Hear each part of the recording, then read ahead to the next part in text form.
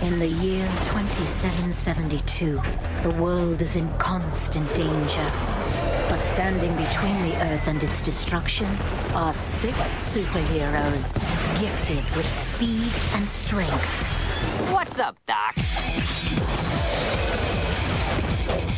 The future is wild. Lunatics Unleashed. World premiere Saturday, September 17th, only on Kids WB.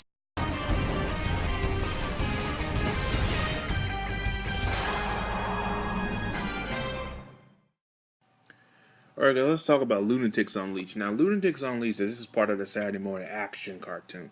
It was developed by Annie Rex. Yes, the dude's name is Annie Rex.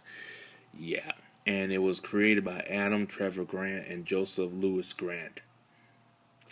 Yep. Anyway, Lunatics Unleashed was a mixture of action cartoons, because this is the time where action cartoons were the shit. Boy, do I miss my childhood. Great times. And this was around 2005 and 2007. And a little comedy, again, but it was more action orientated, so it focused there. The events of Lunatic Unleashed occurred in year 2772, the year that a meteor strikes the fictional city planet Acme Tropopolis.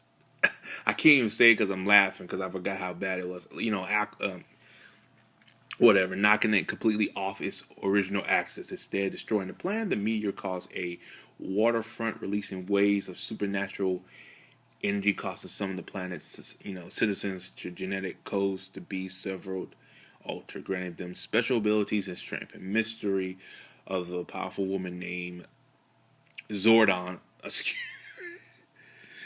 Excuse me, not Zordon. Upon 6 teenagers, but her name was Zalvadar or something like that. 6 teenagers, like Zordon, affected the residents to form this team of superheroes, and she becomes their commander and dispatches them on purpose of combating any threats of, pretty much this was the Power Rangers. The Looney Tunes went Power Rangers on our asses. The reason they did this was because they wanted to spice up the Looney Tunes again, because the Looney Tunes was kind of quote-unquote stale, and they were. Even back then they knew it, so they were trying to spice it up with some low action to it, which I enjoyed the show for what it was. I didn't hate it, but if someone asked me would I want the show to come back, not really. And you cannot even find the show, like Warner Brothers, like they got rid of this show like it's a plague. If you find the DVDs or anything like that, let me know and tell me where you got them from. Now, the DVD release is here. The complete first season was released. The 13 episodes were released 2007, and it was called The Lunatics Villain Invasion. The complete second season, 2007, had no additional features. I can tell you that show, they expected nothing out of this.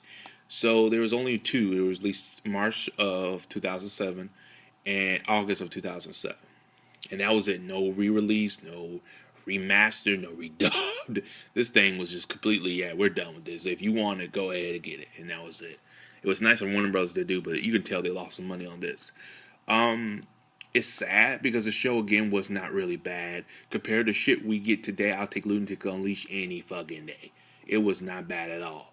I got where they were coming from, and I understand where they were coming from.